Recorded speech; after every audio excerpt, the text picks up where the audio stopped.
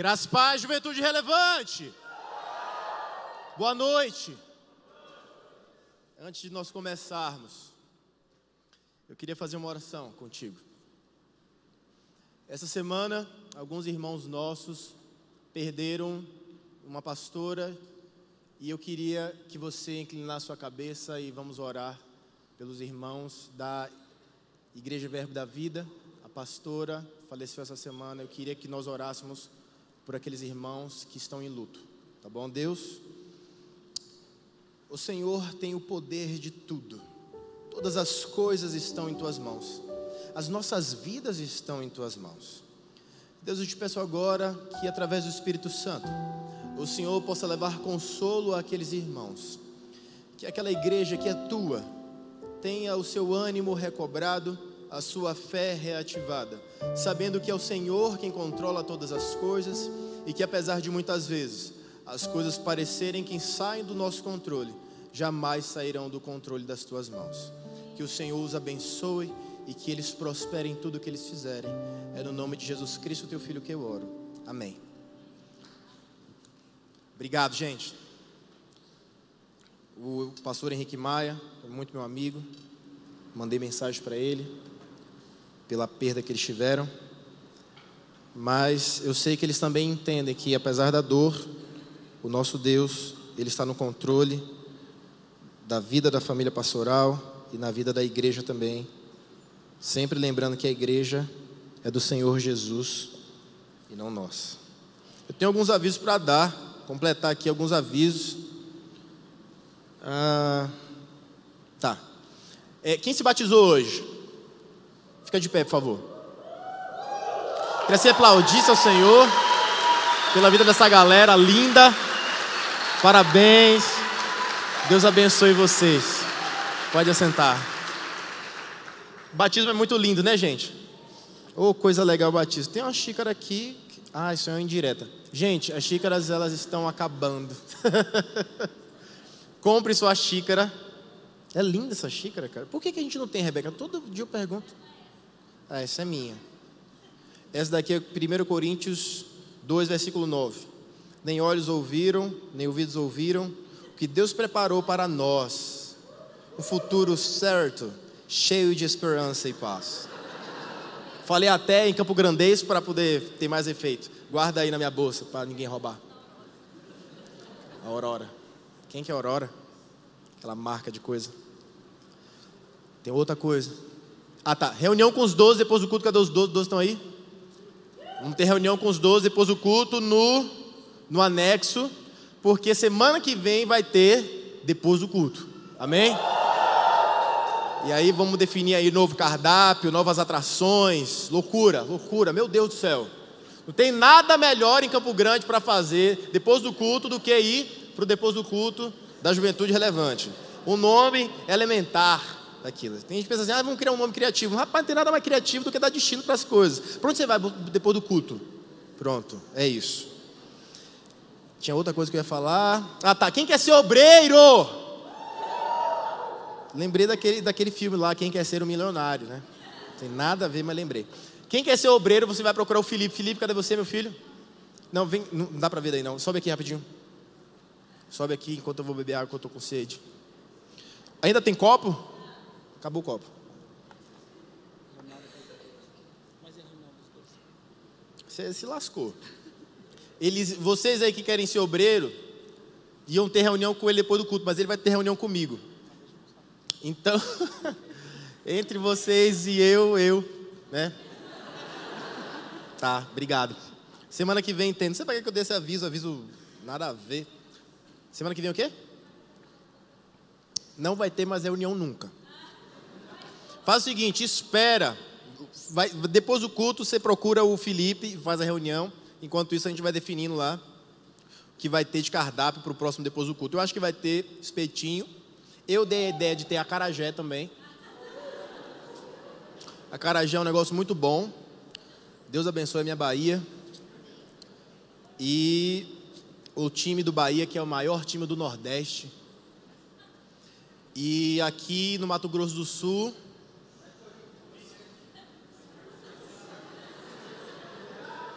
Aqui a gente tem que ser Bahia. Tinha uma outra coisa que eu ia falar que eu esqueci, mas deixa pra lá. Deixa eu dizer uma coisa pra vocês. Existem dias em que você, tem líder de célula aqui, quem que é líder de célula? E quem que é auxiliar? Isso. E quem que é as três coisas? Anfitrião, auxiliar e o Elcio. Eu também, eu não sei se você sabia disso, mas eu comecei a minha caminhada aqui na igreja evangélica sendo líder, anfitrião, e eu era o meu próprio auxiliar da célula. Eu me auxiliava. E era o ministro de louvor também. E a minha sala era top. A sala do meu apartamento era top. Tinha um chão massa, limpo, que eu varria ele. Eu que varria, que eu era auxiliar, eu varria. E aí eu falava assim, ó, gente, vocês ficam à vontade, vocês sentam onde vocês quiserem aí. E era aquele chãozão top assim. Os meninos chegavam, sentavam no chão e ficava ali. Começou minha célula, eu e mais 2. E aí agora tem esses 500 aqui. Loucura, né?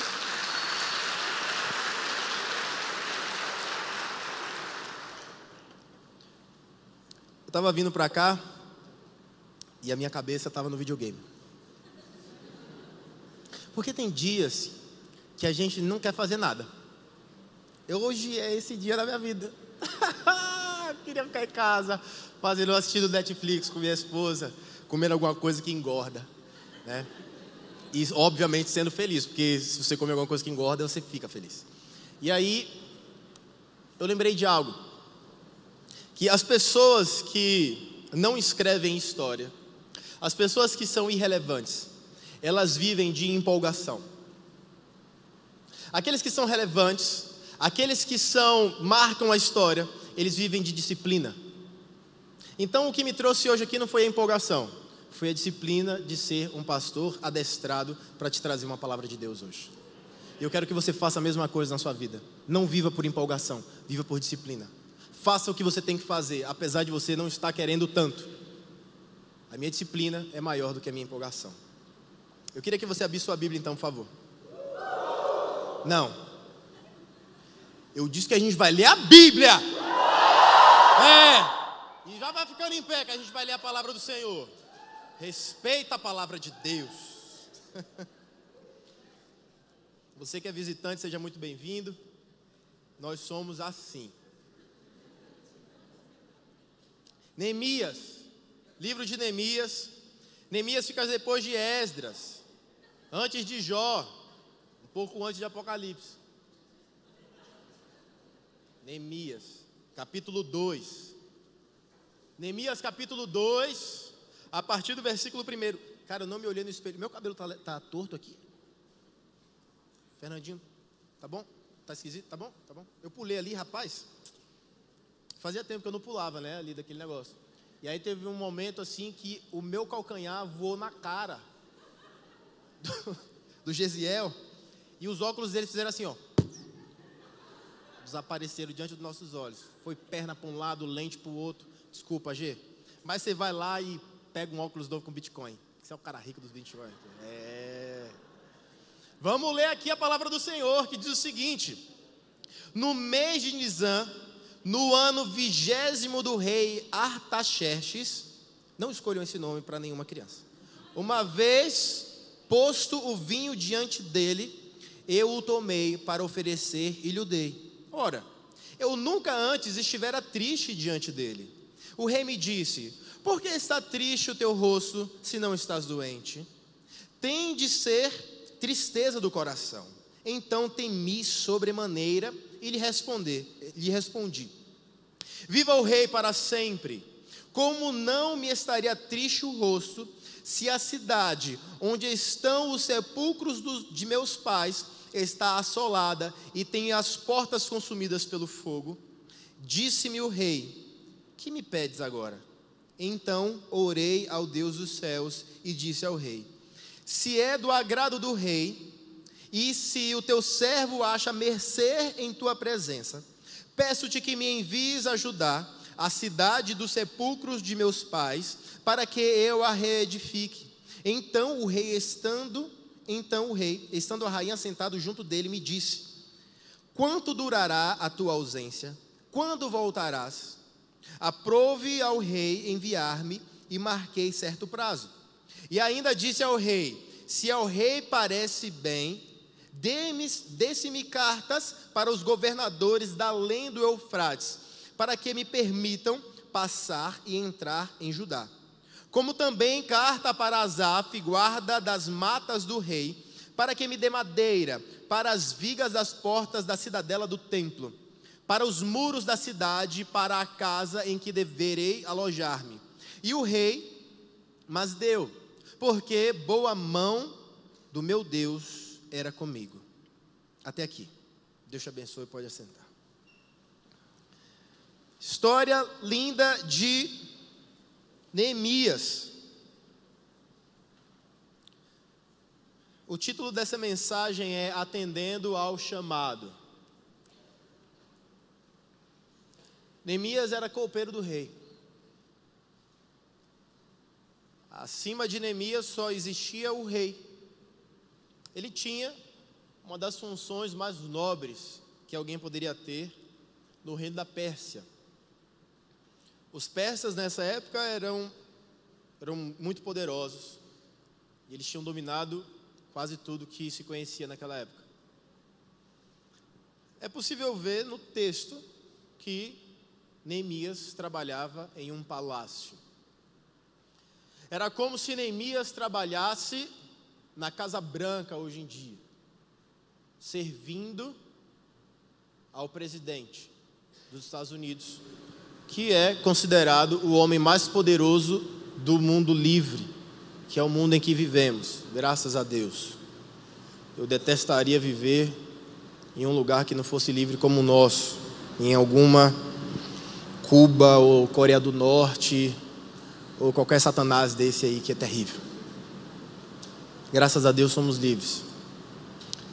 E é uma coisa que eu fico meio chateado, é que a gente não sabe ser livre. A gente quer ficar preso. A gente quer passar a perna em quem a gente conseguir. A gente quer uma bolsinha miséria ali, bolsinha desgraça aqui, ali. E não desfruta e nem vive aquilo que a palavra de Deus fala sobre nós. Mas eu não quero entrar nesse assunto, senão eu vou ficar irritado. Eu não posso me irritar agora. O chamado de Deus para Neemias era simples. E é o mesmo chamado que Deus tem para nós hoje. Sair da zona de conforto. A maioria de nós vive numa zona de conforto maravilhosa. A maioria de nós. E a maioria de nós tem medo de sair da zona de conforto e ir para uma outra zona chamada zona de conquista. Quando Deus fala a Neemias para ele ir até Jerusalém e reconstruir os muros, e olha, aqueles muros de Jerusalém já foram destruídos centenas de vezes, hein? Quando você for a Jerusalém, e olha, Deus, gente, ora aí, ora para Deus me dar tempo para organizar a caravana para 2019 a gente ir para Israel, tá? Em nome de Jesus, a gente ir lá junto. Vamos lá ver os murinhos lá que os meninos destruíram, refizeram. E se você não gosta de história, eu acho que você devia ficar por aqui mesmo. Mas se você gosta de história, e como eu falo, quem não gosta de história não deve comemorar aniversário, né? Porque aniversário nada mais é que comemorar a história, a sua própria história. A história de Jerusalém é muito linda, é muito preciosa. O mundo inteiro tem algo com Jerusalém. E nós também, porque o nosso Senhor veio de lá, morreu naquele lugar. E ele era judeu. E a gente tem gostado dos judeus. Crente que não gosta de judeu não é crente. Se exploda, não estou perguntando nada para você. Apesar de você não ter falado nada também. O centro da vontade de Deus geralmente é fora da sua zona de conforto. Eu não sei se você anota alguma coisa, mas hoje você vai anotar. Anota, começa a anotar. Anota tudo. Hoje você vai anotar tudo. O centro da vontade de Deus geralmente é fora da sua zona de conforto. Deus não quer que você viva coçando o resto da sua vida. Que você fique deitado em berço esplêndido, tomando tereré numa cadeira de fio. Olha, essa semana eu tentei fazer tereré. Deus é prova. mas não deu certo. Eu não sei se a erva era ruim, eu não sei se eu fiz errado, mas olha, a primeira puxada que eu dei, veio um negócio verde que eu cuspi, eu falei, gente, eu estou cuspindo verde. Aí eu já fiquei preocupado, falei, não deve estar certo isso. E veio um monte de pozinho também, eu quase morri engasgado. Não soube lidar com aquela situação, entrei em casa e bebi um suco. Foi muito melhor. Estava pronto lá o suco, sabe? Não teve que botar copo, aquela bomba lá que eu não sei direito. Mas eu estou aberto a receber um curso de alguém que saiba fazer tereré. Ou não sei se a erva estava ruim. Eu não entendo. Eu acho que deveria ter erva pré-lavada. Porque fica aquele negócio cheio de pó boiando. Não soube lidar. Desculpa. Não existe conforto e conquista no mesmo lugar. Eu preciso que você entenda isso. Não existe conforto e conquista no mesmo lugar. Ou você tem um ou você tem o outro. Pastor, mas o meu sonho é ter uma vida confortável. Olha, na minha cabeça a vida confortável é ter um sofá massa, é viajar para lugares legais. Mas para você conquistar coisas assim, até físicas, dentro da sua casa, um carro confortável, você tem que sair da zona de conforto. Ninguém que tem muito trabalha pouco. A não ser que você seja traficante, eu queria que você aceitasse Jesus hoje na sua vida, você transformar, largasse a vida de tráfico, tá? E Deus tem o melhor para a tua vida, tá? Ou se você fica pensando que você vai ganhar na loteria, você não vai, tá? Quero aqui desanimar você. Eu quero te incentivar a trabalhar, a fazer o que a Bíblia diz para fazer. A zona de conforto é um lugar agradável, não é? É um lugar agradabilíssimo. Mas a zona de conquista é um lugar fantástico. É interessante porque o que nós fazemos e a cultura deste século nos encaminha é para que sejamos extremamente preguiçosos. Eu sigo um Instagram que é muito engraçado por sinal, mas eu só acho graça, eu não sigo nada das mensagens que ele passa, que é o do Chapolin. Não sei se vocês seguem também. Gente, aquele menino é engraçado. Ele só posta coisa besteireta e a gente fica dando risada o dia inteiro. Mas ele posta muita coisa que é tipo assim, o dia nem começou, eu já quero que ele acabe para eu poder deitar. Sabe essas coisas assim? Gente, eu saí para trabalhar, mas eu já queria voltar para minha cama. Então, são coisas que ele fala que infelizmente é o retrato do que a maioria pensa. Eu fico observando e ainda continuo observando, não tenho nenhum posicionamento em relação a ele. O prefeito de São Paulo, Dória. O que é que aquela criatura faz? 6 horas da manhã ele posta um vídeo, que ele está indo para algum lugar. Meia-noite ele posta outro vídeo, que ele está em outro lugar. Eu falo assim, esse moço ele não tem nenhuma cesta no meio do dia para ele descansar. É o tempo inteiro trabalhando. Quando você fica na sua zona de conforto, você permanece no mesmo estado em que você está para sempre. Quando Deus aparece para Neemias, em meio às orações em que ele fazia, era para que Neemias saísse da zona de conforto e fosse para uma zona de conquista chamada Jerusalém e muros derrubados. Qual é a sua zona de conforto? Ou o que é a sua zona de conforto?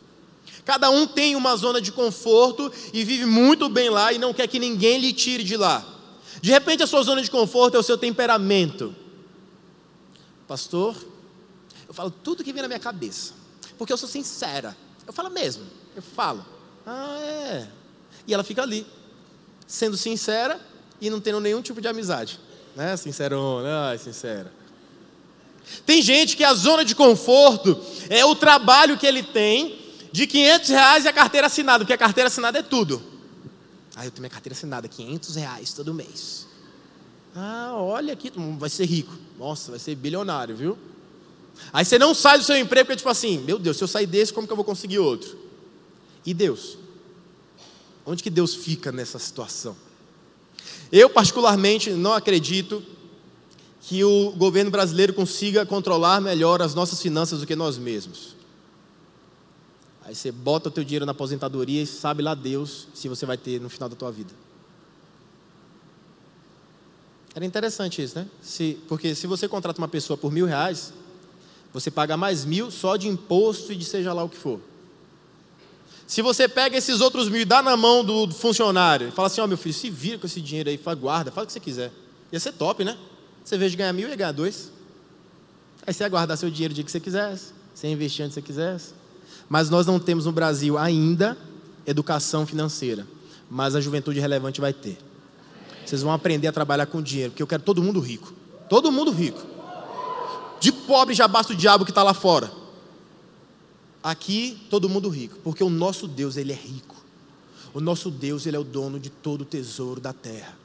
E isso eu chamei para mim. Eu não sei se você quer isso para a sua vida. Então você diga assim, pastor, meu sonho é ser pobre. Olha, vá para outro lugar, por favor. Aqui todo mundo está sonhando ser rico. E da forma certa e honesta, trabalhando e esperando a bênção de Deus.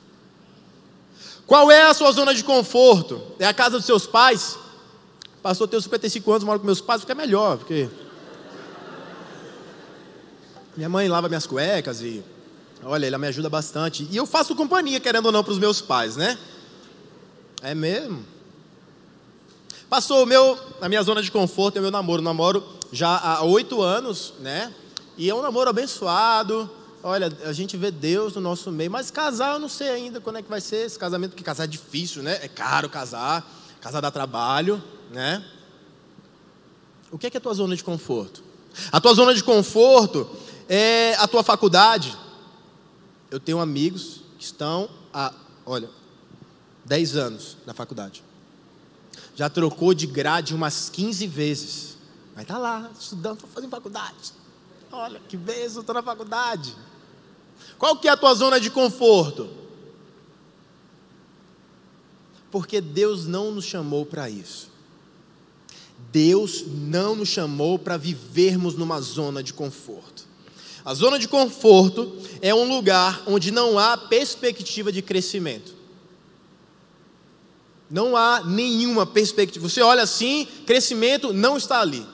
A zona de conforto é o lugar onde não há nenhum tipo de crescimento, a não ser da barriga. Mas fora isso, não cresce nada. Você não desenvolve, você não vai para frente, você não avança, você não conquista aquilo que Deus tem para você. Você não é relevante. Ah, pastor, eu sou religioso. A minha zona de conforto é essa cadeira que eu estou sentado. Eu venho, ouço o Senhor, até de vez em quando dou uma risada, por causa do seu sotaque baiano, e aí eu vou embora para casa, eu peço um hambúrguer e vou dormir. Se a tua zona de conforto é essa cadeira, eu quero que Deus coloque fogo nessa cadeira. Eu quero que Deus coloque uns pregos nessa cadeira. Eu quero que o Espírito Santo te desperte. Porque nós jamais vamos conquistar a cidade para Jesus sentado numa cadeira. Deixa eu te dizer algo. Evangelizar é uma das coisas mais desconfortáveis que existe.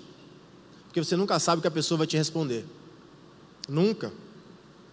E eu faço a minha pergunta elementar de sempre. Que igreja que você está indo? E aí, eu não sei onde eu estava esses dias. Estava lá no CrossFit com o Elcio, sofrendo pra caramba.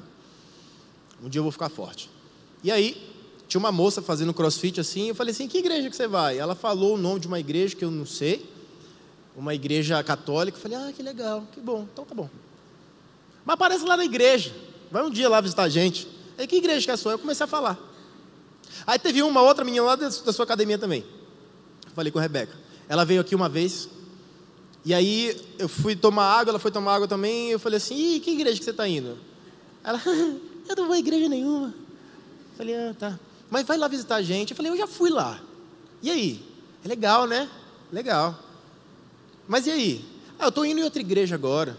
Mas é bem religioso lá onde eu estou indo. E só falam de religiosidade.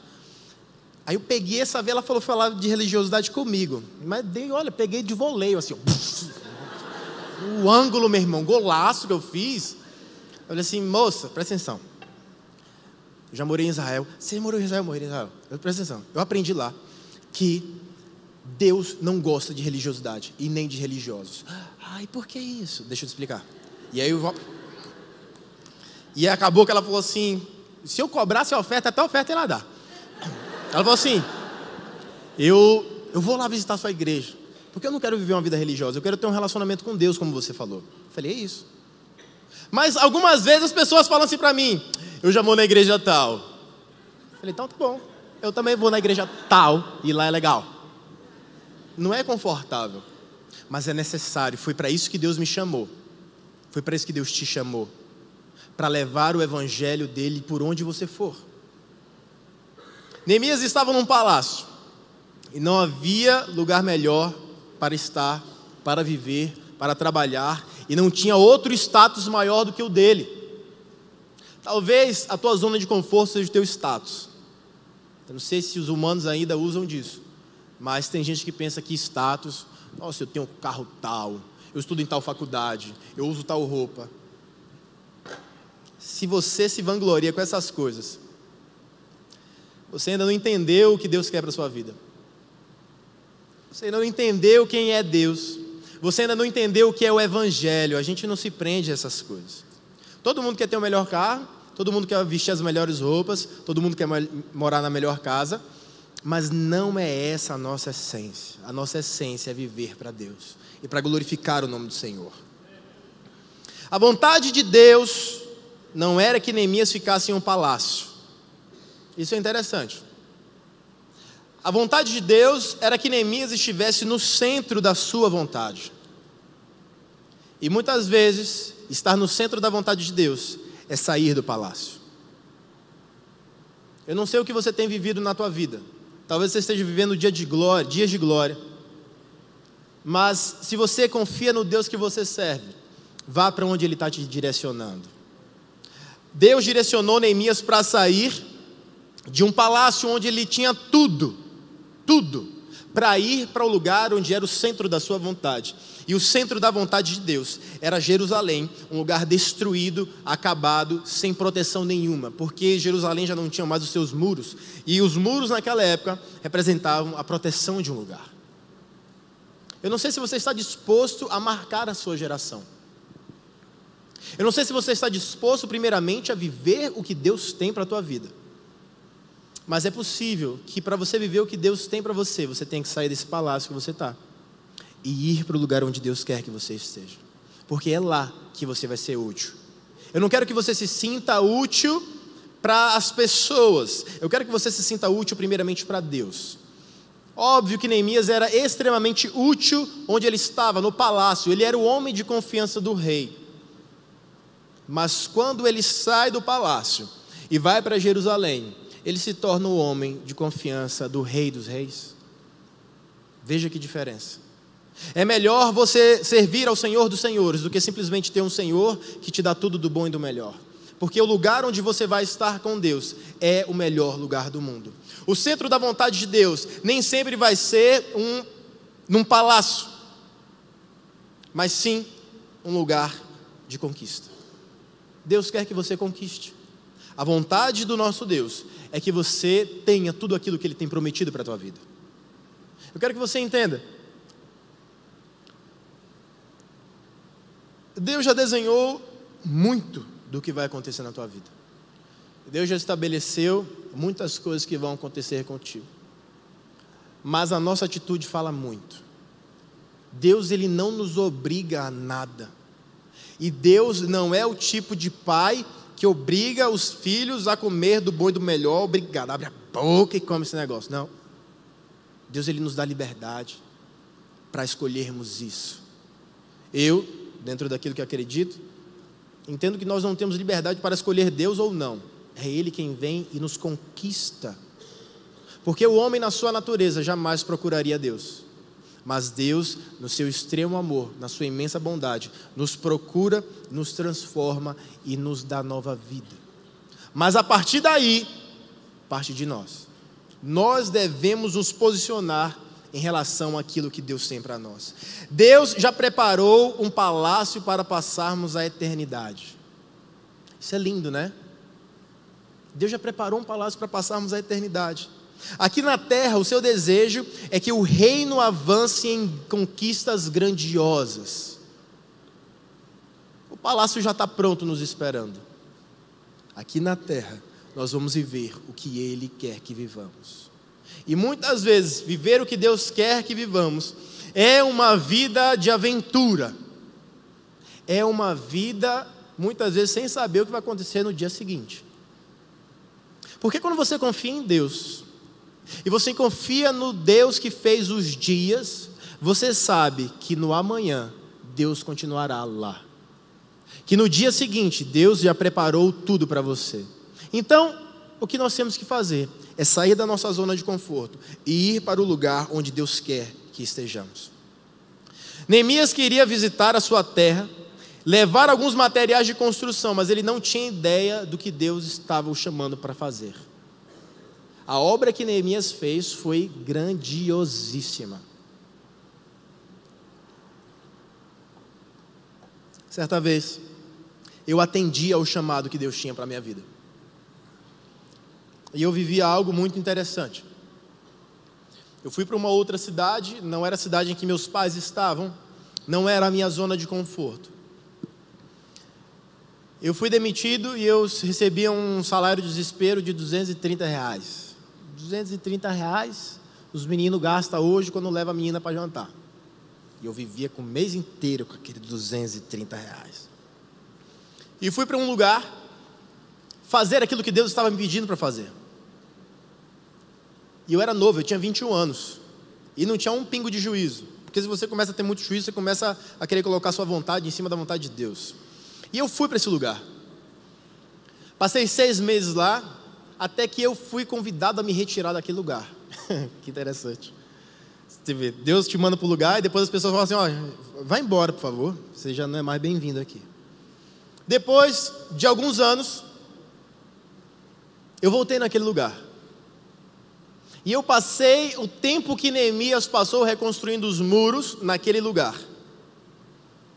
E o último pedido que me fizeram foi, não vai embora não, fica aqui com a gente. Eu não sei o que você vai fazer na tua vida. Eu não sei o que Deus está te chamando para fazer. Mas é possível que na primeira vez você não vai ter vitória nenhuma. Nenhuma. Mas no momento certo, Deus vai te entregar uma vitória que você nem imaginava. Quando eu retornei a este lugar, as pessoas falaram assim, olha, eu gostaria muito que você ficasse aqui com a gente, que você vivesse com a gente, morasse com a gente, ficasse aqui. Eu fiquei 52 dias nesse lugar. Foi o tempo necessário para reconstruir os muros que haviam sido derrubados anos antes. E eu saí daquele lugar de cabeça erguida, com os meus muros levantados e com a vontade de Deus estabelecida na minha vida. Tudo aquilo que eu passei foi um processo para me forjar e me tornar a pessoa que Deus queria que eu fosse, e não eu sendo aquilo que eu gostaria de ser, ou vivendo dentro da zona de conforto que eu gostaria de estar vivendo. A vontade de Deus não está na zona de conforto. É interessante porque quando Neemias ele sai, ele tem oposição. Mas eu queria ler um texto para você antes de entrar nesse tópico.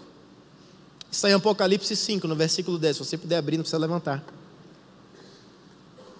Apocalipse 5, versículo 10. Diz o seguinte: e para o nosso Deus nos fizeste reis e sacerdotes, e reinaremos sobre a terra. Vou ler de novo. E para o nosso Deus nos fizeste reis e sacerdotes, e reinaremos sobre a terra. É interessante que quem nasceu para ser rei nunca vai deixar de governar. Nunca. No momento certo, você vai começar a governar aquilo que Deus vai colocar nas suas mãos. Mas nenhum rei governa numa zona de conforto. É impossível governar em zona de conforto. Todo governo tem oposição. Somente no capítulo 5 de Neemias, nós ficamos cientes de que o rei tinha feito com ele era o tornado governador de Jerusalém. Veja o que acontece na vida de Neemias. Ele sai de um cara que servia o rei num palácio para se tornar governador de Jerusalém. Os opositores eles surgem, e nós lemos no texto que Neemias ele pede algumas cartas para ele atravessar as fronteiras, porque essas pessoas que ele iria entregar a carta eram outros governadores. E quando ele entrega a carta do rei, as pessoas leem e veem o seguinte: Neemias agora é o governador de Jerusalém, deixem ele e todas as pessoas que estão com ele passarem para chegar até Jerusalém. As pessoas se enfureceram, porque Neemias era judeu, Neemias era um daqueles que pertencia a Jerusalém. Ele mesmo fala: eu vou para o lugar onde está o sepulcro dos meus pais. Neemias se torna governador daquele lugar. E mais um pouco. Antes de sair da conversa com o rei, Neemias ele tem a cara de pau de falar o seguinte: olha, será que o senhor não podia me dar aí umas madeiras para eu poder construir as coisas lá que está tudo acabado lá, que eu não tenho madeira, não tenho dinheiro, não tenho nada. E o rei fala assim: ó, vai lá, pega essa carta aqui, vai lá no capitão, no cara que manda lá na minha floresta. O rei ele tinha uma floresta, que homem, né? Tinha uma floresta. Fala o seguinte: pega toda a madeira que você precisar e leva. Você acha que Neemias levou isso numa mochila? Deve ter sido uma carreata enorme, aquele monte de madeira e Neemias na frente, com as cartas. Deixa eu te explicar uma coisa. Todas as vezes que Deus te chamar para sair de um palácio e ir para uma zona de conquista, Ele vai te dar tudo o que você precisa para chegar lá.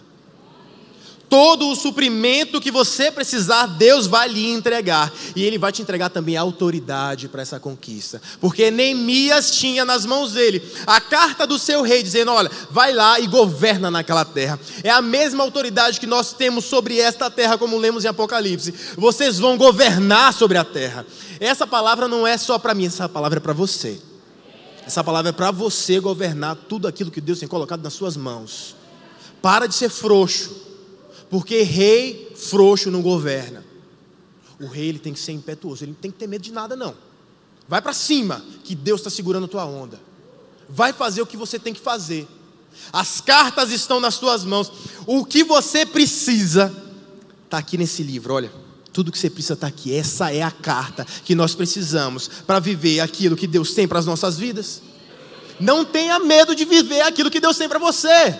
Não seja frouxo e não fique observando o tempo. Ai meu Deus, será que vai dar certo? Ai, será que vai chover? Ai, será que as circunstâncias? Não tenha medo. Não tenha medo dos opositores. Porque quando Deus coloca nas mãos de alguém o governo, apenas Deus pode tirar aquilo. Os opositores eles existem para provar o quanto Deus está do nosso lado e o quanto eles não têm voz nenhuma nas nossas vidas. É para isso que os opositores servem. A primeira oposição que surge, pasmem, é dentro de nós mesmos. Nós somos os primeiros opositores daquilo que Deus quer fazer na nossa vida, porque nós não temos fé o suficiente para entender e para acreditar e tomar posse daquilo que Deus tem para as nossas vidas. Ei, para de ser teu próprio opositor. Deixa Deus fazer na tua vida o que Ele quer fazer. A primeira oposição somos nós. A segunda oposição são pessoas que estão perto de nós. Sabe por quê? Porque ninguém acredita que do nosso meio vai sair um rei, sem saber que todos nós temos autoridade para governar. É que uns tomam a autoridade e outros não. Eu tomei. Eu vou governar este estado. Acabou. Não politicamente, eu não vou ser governador, senão a Rebeca me larga. Mas dentro do chamado que Deus tem para a igreja de Cristo foi chamada para governar. E eu sei que eu não vou fazer isso sozinho, mas eu tomei a minha parte. E eu espero que todos os meus colegas da cidade, do estado, eles entendam isso. E que as cidades sejam tomadas por Jesus Cristo. Que as cidades sejam tomadas pelo poder de Deus. E que todos nesse estado se convertam. E quem não quiser ser crente no Mato Grosso do Sul, vá para o Paraguai. Né? Vai lá. Mas aqui, todo mundo vai ser crente. Não deixe a oposição ser maior do que a vontade de Deus na tua vida. Nós muitas vezes fazemos isso nas mínimas coisas. Olha, vai ter célula hoje. Ah, mas não vai dar para levar o lanche. Eu nem vou na célula então. Olha, não tem ninguém para me dar carona para a célula. Eu não vou porque eu não ando de ônibus. Entendi. Só vou para a igreja se me buscarem lá na minha casa. Sabia que você era desses? Presta atenção. Sai da tua zona de conforto, senão você vai viver essa mesmice e essa porcaria de vida para o resto da tua vida. Passou, minha vida não é porcaria. É sim. Se você está numa zona de conforto, a tua vida é uma porcaria.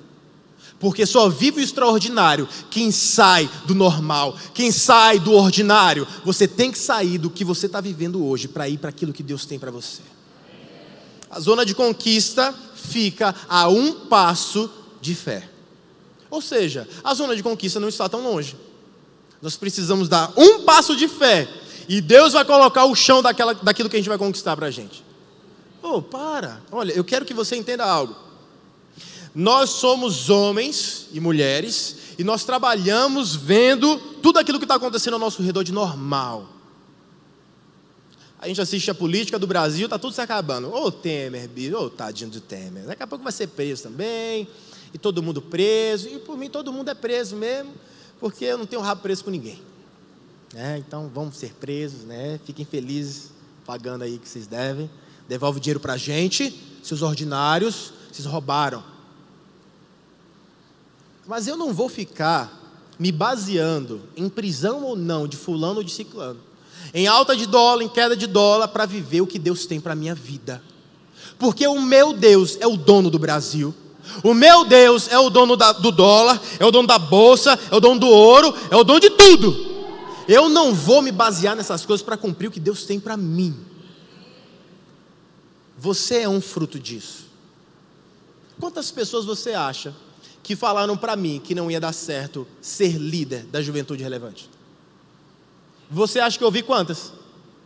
Eu não vi ninguém. Eu mandei eles catar coquinho. Falei, olha, sabe ali a esquina? Vai lá ver se eu estou na esquina. Quando eu estava na viagem que eu fiz, quando eu contei para você sobre o testemunho que eu fui para outro lugar, alguém muito importante daquela cidade falou assim para mim, vem cá, o que você tem para fazer aqui? Você não podia fazer na tua cidade? Eu falei, não, porque Deus me mandou para cá. E dali surgiu tudo aquilo que Deus foi construindo dentro de mim.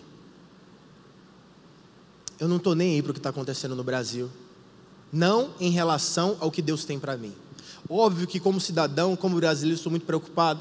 E oro pela nossa nação, para que Deus conserte tudo e coloque a nação onde Ele quer que ela esteja. Porque eu sei que a nação ainda não está do jeito que Deus quer que ela esteja. Mas esse processo, acredito eu, é necessário para despertarmos para tudo aquilo que Deus tem para nós. Nós devemos ser cidadãos melhores. Se você é um cidadão do céu, mas não consegue ser um cidadão brasileiro, você é um fracasso. Você é um fracasso. Porque nós, como cidadãos dos céus, devemos implantar a política celestial aqui. E a primeira coisa da política celestial é justiça. Devemos ser justos em tudo aquilo que fazemos. Mas eu não quero falar de política. Mas e se eu fosse governador, vocês votavam em mim? É brincadeira. Quando estamos no centro da vontade de Deus, nada é distante, porque Deus está sempre perto.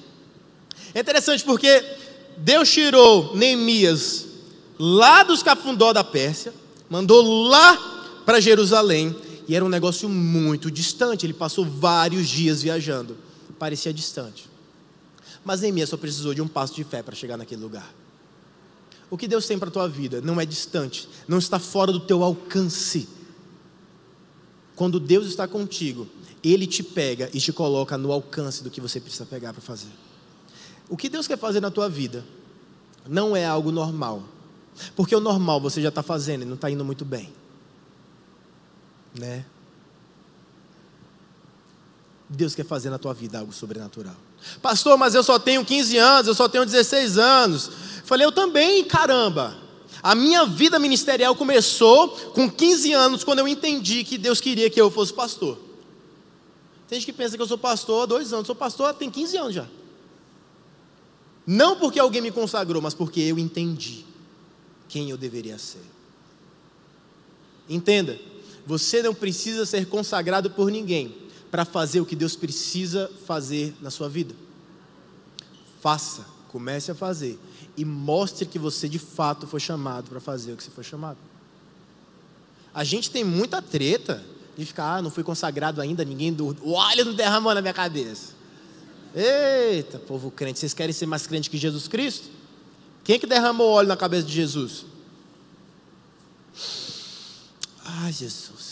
Quem que foi que derramou? Quem que consagrou Jesus Cristo para ser Jesus Cristo? Deus. A mesma pessoa que me consagrou. Interessante, né? Deus consagrou Jesus e me consagrou também, é a mesma pessoa. E que te consagrou também.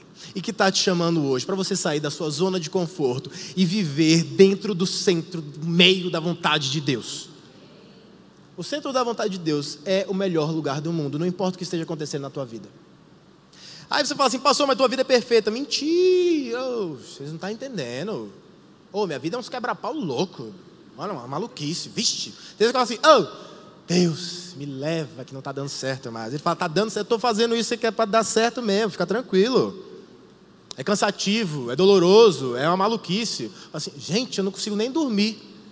Minha cabeça não me deixa dormir. Mas deixa eu te perguntar uma coisa, você acha que eu queria estar em outro lugar, não sendo da vontade de Deus? Não. O centro da vontade de Deus é o melhor lugar do mundo. Não importa o que esteja acontecendo. Pastor, mas está tudo desabando. Mas você está no centro da vontade de Deus? É Deus que está desabando as coisas, fica tranquilo. Pastor, mas está tudo dando errado. É que Deus está fazendo dar certo. Do jeito dele. Aí você quer ensinar a Deus a ser Deus? Como que é isso? Deus, eu acho que o Senhor tinha que fazer assim, assim, porque eu gosto desse jeito, eu gosto de x-bacon, eu gosto dessas coisas assim. Não. Deus, ele vai fazer do jeito dele e muitas vezes vai te contrariar. A zona de conquista e o centro da vontade de Deus são o mesmo lugar. Quando você está no centro da vontade de Deus, você está na zona de conquista. Se você não está conquistando nada, se pergunte se você está no centro da vontade de Deus. Se você não está avançando na tua vida, se pergunta se você está fazendo aquilo que Deus queria que você fizesse. Porque eu sei que você sabe o que Deus tem para a sua vida. Eu sei que Deus fala com você. Deus fala com cada um de vocês que estão aqui sentados. E você sabe a vontade de Deus para a tua vida. Pastor, mas eu não sei que ministério que eu vou exercer. Eu não estou falando de ministério, estou falando de vontade. Quando você não sabe claramente o que você tem que fazer, porque eu com 15 anos sabia que eu seria pastor, e eu vivi conflitos terríveis, até eu terminar minha faculdade, porque eu via todo mundo fazendo faculdade, eles faziam medicina, eles faziam administração, e eu via os moleques comprando carro, e não sei o que, eu tipo assim, gente, como eu sou duro, meu Deus do céu, ai meu Deus, como é muito ruim esse negócio, porque quando você começa a estudar teologia, você não faz, tipo assim, não tem um estágio, sabe, remunerado de 4 horas para você, não tem. É aquilo ali, é na fé, gente, é uma coisa meio complicada. Aí você está ganhando seus R$1.000 e está achando ruim, você é um miserável. Você tem 19 anos ganhando R$1.000, você é rico, meu Deus, você é rico, menino. Aproveita aquilo que Deus está fazendo, porque Deus está te forjando nesse tempo. Deus está te ensinando algumas coisas para que você seja o que Ele quer. Eu não sei se vocês já andaram por aí e já viram uma cadeirinha que tem para crianças. Que tem muitos restaurantes que você fala assim, eu queria uma cadeirinha aqui para essa criança. É uma cadeirinha que encaixa assim na mesa. Eu não sei se você já viu, sabe? Que tem um negocinho assim, encaixa. Eu que fazia aquelas cadeirinhas. E eu vi que tem a mesma, era a marca da empresa que eu fazia há muitos anos atrás. É terrível fazer aquele negócio. Gente, era uma coisa tensa. Eu que fazia aquelas paradas. Aí eu cheguei aqui, um dia pedi a cadeirinha para Levi. Quando eu vejo, poxa, eu que fiz essa cadeirinha? E eu lembro desse tecido aqui, eu lembro de...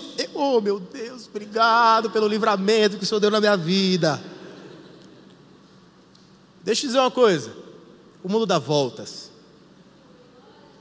Mas Deus, Ele faz reviravoltas na nossa vida. Deus vai fazer uma reviravolta na tua vida. Deus vai te levar para um lugar, você vai olhar para trás e falar assim, gente, eu estava lá antes. Eu estava fazendo essas cadeirinhas aqui, velho. E agora eu estou mandando, garçom, traga a cadeirinha para o meu filho que eu vou pagar a conta hoje, caramba. Vai, toma aqui, ó, toma aí R$20 para você comprar cachaça para você. Eu gosto de gente honesta. Um dia um rapaz me parou na rua e falou assim, eu não vou te enganar, eu quero dinheiro para beber. Eu falei, tome. Só de você não ter mentido já conquistou meu coração. Ele falou, muito obrigado, isso mesmo. Eu gosto de gente que não mente. Porque tem gente que fala assim, eu queria comprar um remédio, e ele tá assim, ó. Eu não acredito nesse tipo de gente. Porque remédio para alcoolismo não vende na farmácia. Vocês sabem que eu amo a cruz.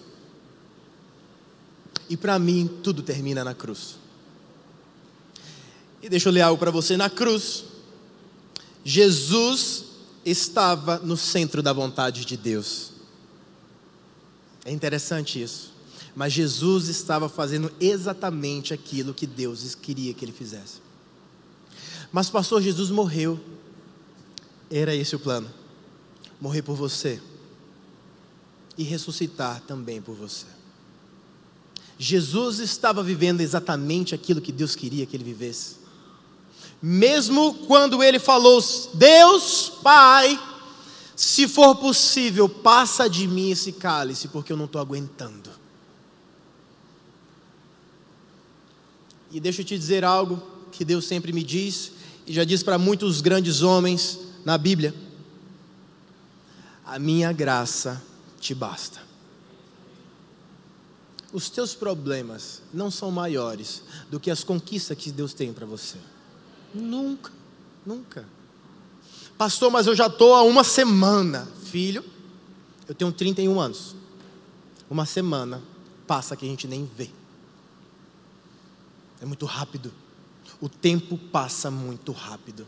E se você não se posicionar hoje, você vai entrar em 2018, 2019, 2020, 2030, sendo a mesma porcaria do ano retrasado. Pastor, mas eu amo tereré. Eu tenho várias cadeiras de fio, pastor. Queima essas porcarias, menino. Vai trabalhar. Quando eu passo na rua, que eu vejo 4 horas da tarde, um monte de homem sentado na porta de uma casa, tomando tereré, eu falo: Deus, tem misericórdia, Senhor. Porque não pode ter 10 caras de folga no mesmo dia. Eu acho isso inaceitável. Eu acho complicado isso. Muito complicado. Na cruz, Jesus nos mostrou o caminho para o centro da vontade de Deus. Foi lá na cruz que Ele nos mostrou o caminho do centro da vontade de Deus. Jesus nos ensinou que no centro da vontade de Deus pode haver sofrimento, mas vai ter agrado no coração de Deus. Jesus nos mostrou na cruz que mesmo que morramos, estando no centro da vontade de Deus, vai ser o melhor. Principalmente porque Ele tem para nós um palácio reservado na glória. Eu quero que você saiba de algo. Eu não tenho medo da morte. E eu não sei se isso é bom ou se é ruim. Mas eu não tenho. Eu estou muito tranquilo com o céu que Deus tem para mim. Porque se a minha vida na terra é tão maravilhosa, eu fico imaginando como será no céu. Eu quero que você esteja no centro da vontade de Deus. Eu quero que você atenda ao chamado que Deus tem para a tua vida. Não se esqueça. Muitas vezes o chamado que Deus tem para a tua vida é sair de um palácio e ir para um lugar destruído para reconstruir este lugar. Não se esqueça também que a autorização para você ir para onde Deus te enviar vai ser dada por Ele.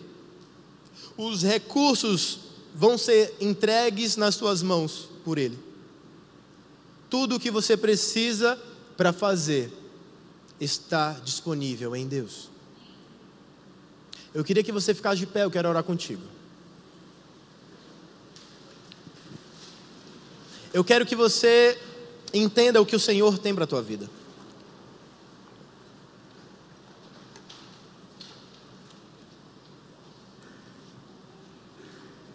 Neemias é um livro fantástico. Um dia vamos estudá-lo.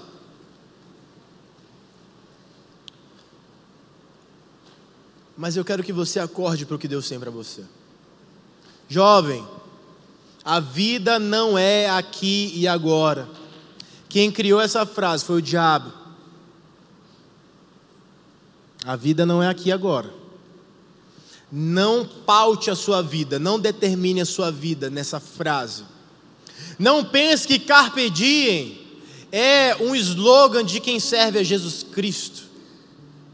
Não para fazer loucuras, não para desagradar o coração de Deus. Se você quer viver o verdadeiro carpe diem, entrega a tua vida para Jesus agora. Se você quer viver o verdadeiro, a vida é aqui agora, se entrega para Jesus agora. Porque talvez realmente não tenha tempo depois. Você não sabe o que vai acontecer quando você sair desse lugar.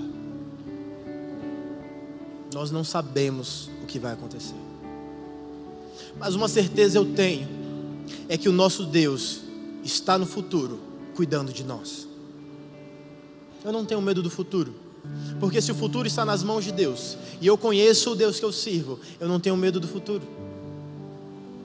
Principalmente o Deus que conseguiu apagar o meu passado pecaminoso.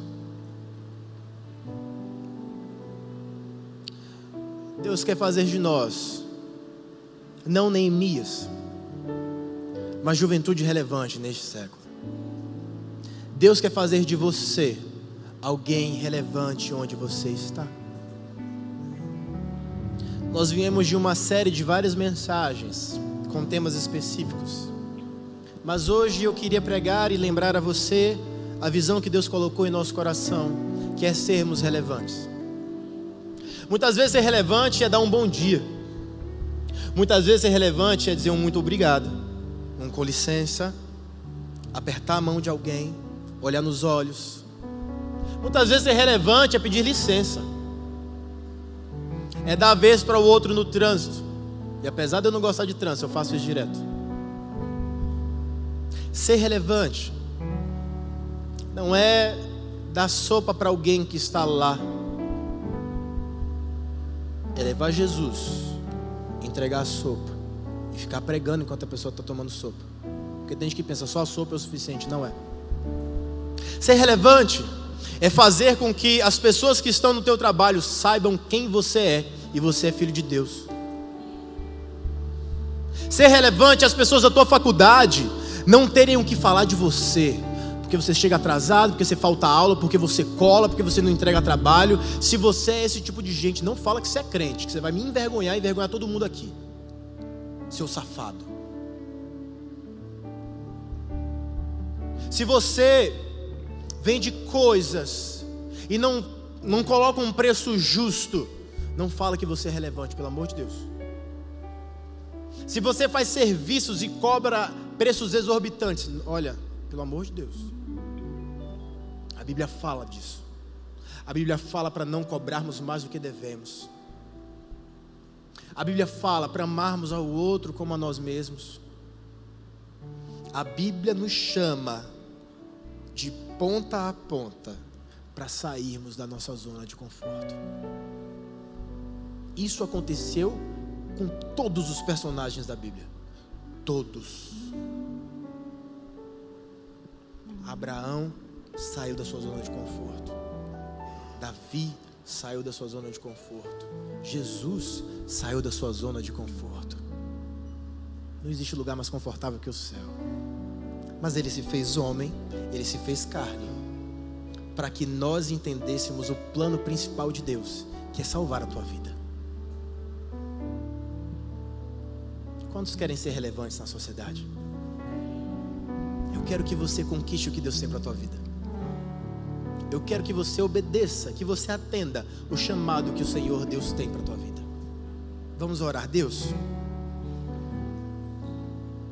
que povo lindo é o teu povo. O Senhor tem colocado em nossas mãos coisas grandiosas. E uma coisa grandiosa que eu sei que o Senhor colocou em nossas mãos é a tua palavra, para lermos, seguirmos, agirmos conforme aquilo que o Senhor colocou em nossas mãos, mas principalmente espalhar esta mensagem para aquele que ainda não conhece. Deus, que possamos sair da nossa zona de conforto e irmos para uma zona de conquista chamada centro da vontade de Deus. Obrigado, Senhor, porque o Senhor pouco a pouco vai abrindo nossa mente para entendermos aquilo que o Senhor quer de fato para nossas vidas, e que eu sei que o que o Senhor quer para nós é conquista, conquista e conquista, porque eu sei que quando nós conquistamos coisas, quando nós avançamos, é o teu reino indo, é o teu reino avançando. São pessoas sendo salvas, são vidas sendo transformadas. São as pessoas, Senhor, que são enfermas sendo curadas, são as pessoas que são aprisionadas sendo libertas. Deus, é a tua mão sobre nossas vidas, é o teu poder se manifestando em nosso meio. Eu queria que você abrisse tuas mãos agora. Abre tuas mãos, como quem fosse receber algo. Coloca, Senhor, nessas mãos agora coragem, intrepidez, ousadia, força, determinação e disciplina. Que possamos ser segundo aquilo que o Senhor espera de nós, e não aquilo que conseguimos ser, porque o que conseguimos ser é muito pouco para aquilo que podemos ser quando nos colocamos em tuas mãos. Deus, faz de nós um povo diferente, faz de nós um povo avivado, faz de nós um povo confiante na tua palavra e no Senhor. Que possamos invadir Campo Grande e tomá-la para o Senhor. Que possamos invadir Campo Grande e levar a tua palavra, que salva e que vivifica as pessoas. Deus, nós te agradecemos por este culto. Que o Senhor leve cada um aqui presente para a tua casa em paz, em segurança, a salvo de qualquer tipo de acidente, de qualquer tipo de sabor. Senhor, se tem alguém aqui maquinando o mal quando sair daqui, eu frustro esses planos agora no nome de Jesus. Se tem alguém pensando que vai sair daqui, vai transar e é solteiro, eu frustro no nome de Jesus. Se tem alguém pensando que vai sair daqui e vai para alguma balada, eu frustro esse plano no nome de Jesus. Deus, nós queremos ser santos para o Senhor e viver para que o teu nome seja glorificado. Nós te agradecemos por tudo que tu és. É no nome de Jesus Cristo, teu Filho, que eu oro. Amém, amém, amém. Graças a Deus. A estrada é muito longa, vou continuar. Sexta-feira tem 6 de julho. Vamos todo mundo pra chácara orar. Quem vai comigo? Vai ter multidão lá. Deus te abençoe. Até amanhã. É mesmo assim, tantas aflições eu tenho.